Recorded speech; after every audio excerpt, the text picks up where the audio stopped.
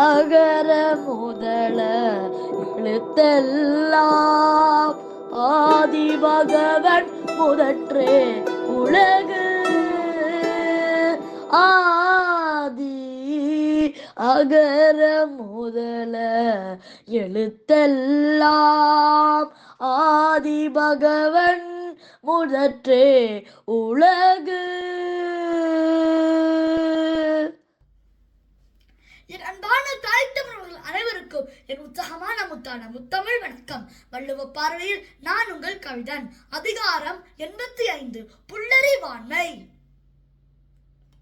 குறைந்த அறிவின் ஆளுமை. குறட்பா 841. புல்லறிவாண்மை என்பது குறைந்த அறிவினை பயன்படுத்துவதை குறிக்கின்றது.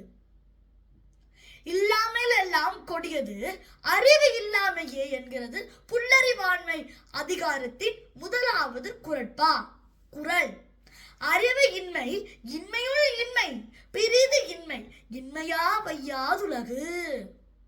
அறிவு இன்மை, இன்மையுள் இன்மை, பிறிது இன்மை, இன்மையா வையாதுலகு.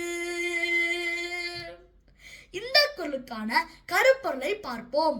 அதாவது பாருங்கள் அன்பான உறவுகளே, எல்லா வகையான வறுமையிலும் மிகப்பெரிய வறுமை அறியாமை ஆகும். பொருள் இல்லாத வறுமையை உலகம் வறுமையாக நினைக்க மாட்டார்கள்.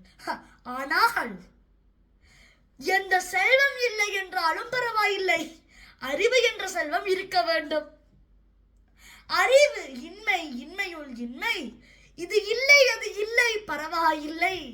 பணம் இல்லை, சொத்து இல்லை, சுகம் இல்லை, பரவாயில்லை. அறிவு இல்லை என்று மட்டும் சொல்லாதீர்கள். பணம் பொருள் எல்லாம் அழிந்து விடும், ஆனால் அறிவு இல்லாவிட்டால் அழிவுதான் ஏற்படும் என்பதைத்தான் அறிவு இன்மை, இன்மையோல் இன்மை, பிறிது இன்மை, இன்மையா வையாதுலகு. உங்களுக்கு எது இல்லை என்றாலும் இந்த உலகம் பலிக்காது. கல்வி அறிவு இல்லை என்றால் பலிக்கும்.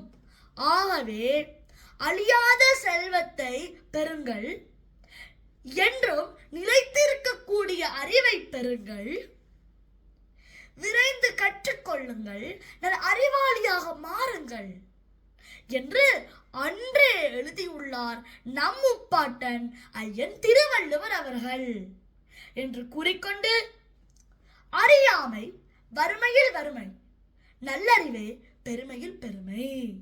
மீண்டும் நாளை இன்னும் ஒரு புதிய குரலோடு உங்களை எல்லாரும் சந்திக்கும் வரை உங்களுடன் விடைபெறும் நான் உங்கள் கவிதன். அன்பினால் அனைவரையும் அரவணைப்போம். நன்றி, வணக்கம். இந்த குரல் உங்களுக்கு பிடிந்திருந்தால் லைக் பண்ணுங்க, சப்ஸ்கிரைப் பண்ணுங்க, மறக்காம என்னுடைய குரலை மற்றவர்கள் ஷேர் பண்ணி விடுங்க. நன்றி, வணக்கம்.